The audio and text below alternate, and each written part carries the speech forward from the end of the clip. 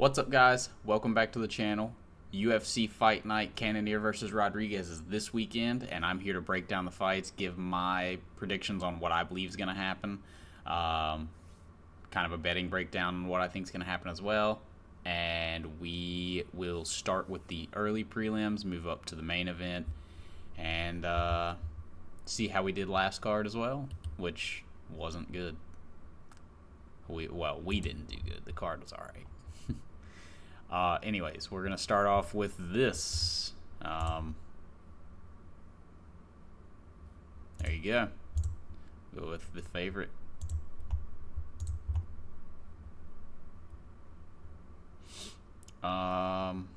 Moving on to the first fight of the night. Walter Walker versus Dontel Mays. I'm going to be picking Walter Walker to kind of beat up the newly ranked Dontel Mays. I think Dontel Mays sucks. I think Walter Walker sucks as well, but he does have a grappling base. This is heavyweight. He is the better of the two fighters in that sense. I think that Walter Walker is going to get him down to the ground in the first round as well, or in the first round, wear him down, beat him up, maybe try to submit him like he did Tafa, like with the heel hook. But Dontel Mays is better than Tafa, I guess, but not much. So I'm gonna be picking him to lose by knockout. I don't like him. I think he's a bum. It is what it is. Vince Morales versus Elijah Smith. These are two Contender Series guys, or not two Contender Series guys. Completely wrong. A guy who lost his debut against Taylor Lapulus against a Contender Series guy. I liked Elijah Smith's Contender Series fight, but I am always very wary when a Contender Series guy is coming into the UFC for his debut. I think this is a safe fight to bet on Elijah Smith to win the fight. These Contender Series guys typically try to get knockouts and finish their opponents. He got signed for having a pretty good fight, if I'm not mistaken. I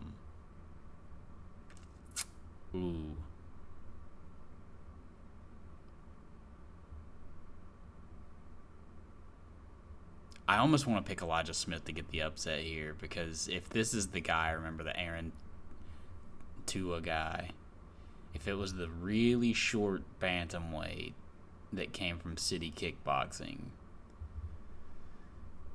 I'll pick Elijah Smith to be improving. He gets a decision victory here. Gabriel Bonfim versus Chaos Williams. We're going to be going with Chaos Williams. I think that Bonfim is a good fighter, but I just think Chaos Williams has enough athleticism and great knockout power to get a knockout here against Bonfim. Nicholas Dalby did beat the crap out of him, but that isn't... that's Nicholas Dalby. Like, Dalby is a good fighter. Bonfim then rebounded against Angelusa, and it was a good fight, but it's just one of these. I think Chaos Williams is on a different level than him right now, and he's more athletic, more in shape. He's gonna bring the fight to him. Striking's better. I could see leg kicks being a problem for Chaos Williams, just a little bit, but I think he's going to get a knockout early, round 1, maybe round 2. Rafael Estevam versus Jesus Aguilar. I'm going to be going beat Stuart Nickel. I'm going to be going with Rafael Estevam by decision. It's a flyweight men's fight. Pick decision. Jesus.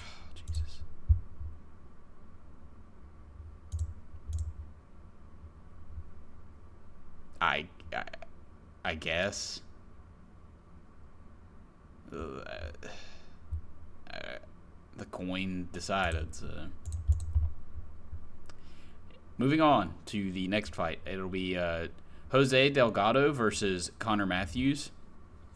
This is another one of those fights. I think this was the Contender Series versus... These two guys were both in the Contender Series. Jose Delgado got a knockout in his victory. And Connor Matthews was signed off of having a good fight, if I'm not mistaken, because he had lost his first fight in the Contender Series. He lost to Dennis Bazookia in his first UFC fight, which that's not the worst loss to have, but I do think that Jose Delgado is going to end up knocking him out. Maybe since the Contender Series guys are kind of pushed to get early round knockouts, I feel like it'd be round 1, but I feel like he is going to try to control his own pace and get a finish in round 2, maybe even a decision. Moving on to Rodolfo Vieira versus Andre Petrovsky. Just this is one of those fights that you see that this dude beat the great Dylan Budka, who is higher up on him than this list because he's the great Dylan Budka. That's why he's lost 2 fights in a row and he's fighting higher on a card, fighting a higher ranked opponent than the guy who beat him. Kind of weird, but anyways,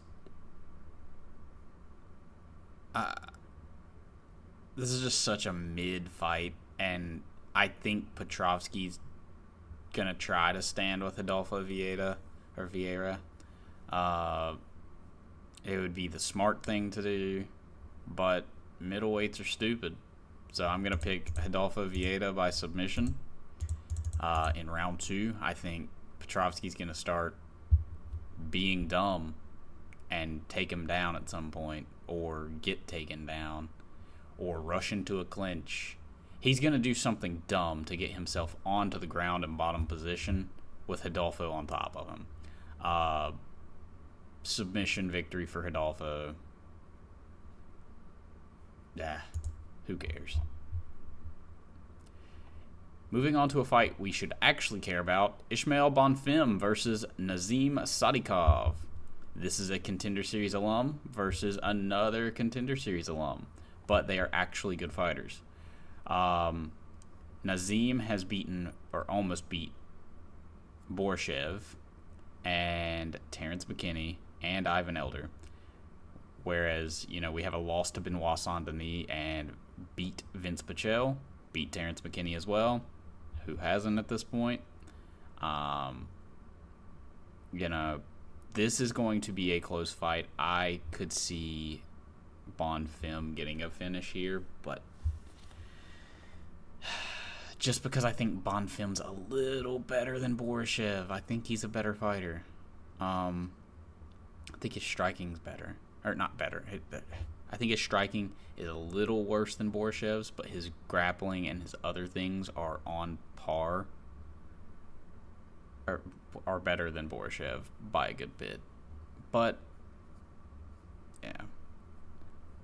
I'm going to be picking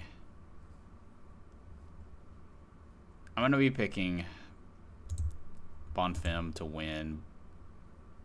I feel like it'll probably be a decision. I don't know. I could see Sadikov getting it done by decision as well. I think this is going to be a close fight. I'm going to go by decision for Bonfim. Hopefully it's an exciting fight. He is shorter with a longer reach, which typically gives me like a thing where I pick him if it's going to be a close fight, especially, or if I feel like it's going to be a close fight and I see that they're shorter with a longer reach. Typically always disrupts the other guy's rhythm and makes them struggle to realize what's their range and everything, where they can strike from, and that this other guy can out-jab them. Anyways, moving on. Oh, here we go. Edmund Shabazian versus Dylan Budka. I love this fight. This fight is going to be an absolute, just sensational destruction of Dylan Budka. I'm going to be picking Shabazian by round 1 knockout. Dylan Budka, he's this great wrestler from America who just has all these credentials. Apparently, he's done good stuff. He apparently has wrestled, and I have seen his wrestling, and it is dog shit. He is terrible at wrestling. This dude can't get anyone down to save his life. Now watch, he's going to absolutely dominate Shabazian now that I've said this, but Shabazian's going to KO him in round 1, and if he doesn't, he's going to win a decision because this dude gasses badly too. And I know Shabazian gasses, but Budka is terrible. If Shabazian loses to this guy, he needs to be cut. So does Budka. They're both garbage if he loses to Budka. Moving on to an actual good fight on the night. It's going to be Calvin Kattar versus Yusuf Zalal. I could really see Calvin Kattar getting a knockout in this fight. Yusuf Zalal's striking's pretty good, and he is a very good fighter himself. This is a big step up for him, too. His last fight was against Jack Shore, Jarno Aarons, Billy Quarantillo.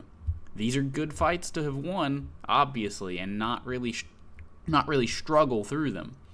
But you look at the quality of Calvin Kattar's losses, and his losses are better than any of Zalal's wins. He did beat Giga Chikadze, and he should have beaten Josh Emmett.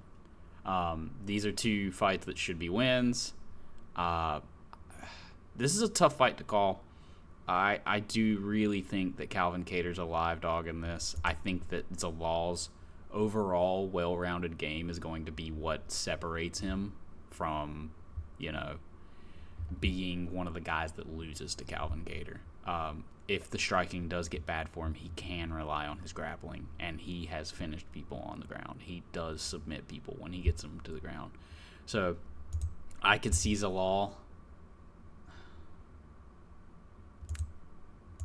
getting a decision victory in this fight. I think that if you're able to hang on the ground with Aljamain Sterling and not get submitted, I think Yusuf Zalal may not be able to do it either. But he may surprise me, land more strikes than Aljo would on the ground, and open him up a little more, Calvin Kattar that being, and actually open him up for a submission rather than just grappling. But I am picking Yusuf Zalal to win by decision. Moving on to the main event of the evening, it's going to be Jared Cannonier versus Gregory Rodrigues. Another fight where I think that the guy who's the underdog is a very, very live underdog. I think that RoboCop is good. He never really impresses me. Gregory Rodrigues is always good, but I don't know. There's something about his game that it doesn't shine to me that he is going to come out here and beat Jared Cannonier. Jared Cannonier's takedown defense is pretty decent, typically. He is old, though. He's 41, so his hips and everything, literally everything is going to be worse. I don't know what he's going to do to stop RoboCop from coming forward outside of his jabs. That should, and honestly, him being shorter with a longer reach, that could actually give Gregory Rodrigues quite a bit of issues. You know what? Fuck it. I'm going to pick the underdog. I'm going to be picking Jared Cannonier to knock out Gregory Rodrigues. I think that it's kind of the same story with these two as it is the co-main event, where the quality of losses of one guy are so much better than the wins of another. Him beating Brad Tavares by knockout is pretty good. I don't know. This is a tough fight to call. I want to call Cannonier by being an underdog. I want to call him winning for him being an underdog. Not a Cannonier fan or anything, but God, yeah.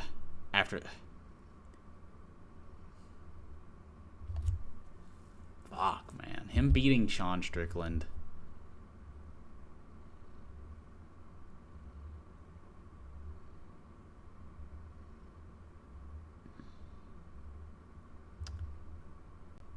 Yeah, I just think I don't know. He's probably aged out at this point. He is a very live dog. He could get a KO, but it's just not likely because the guys he hasn't KO'd here, but Marvin Vettori has a needs to be studied for his inability to be knocked out, and Sean Strickland's defense is really incredible. I don't know. Him losing to Izzy's a bad look. Nasruddin smoking him, still fine. Kaio beating him was fine. Both of these should have been stopped, even though one of them was. Lost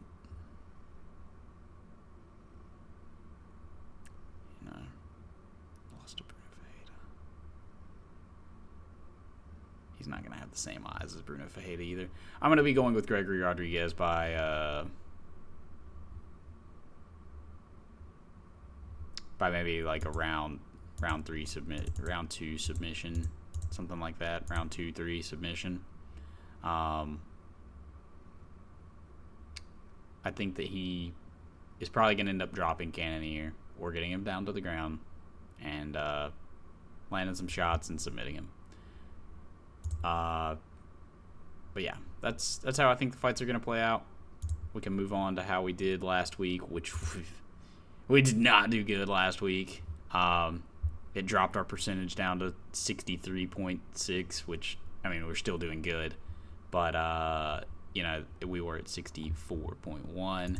Now I think we went 6 for 12 on the fights. Yeah, we went 6 for 12 on the fights with there being a draw. But, yeah, as you can tell, we did not do so hot last week.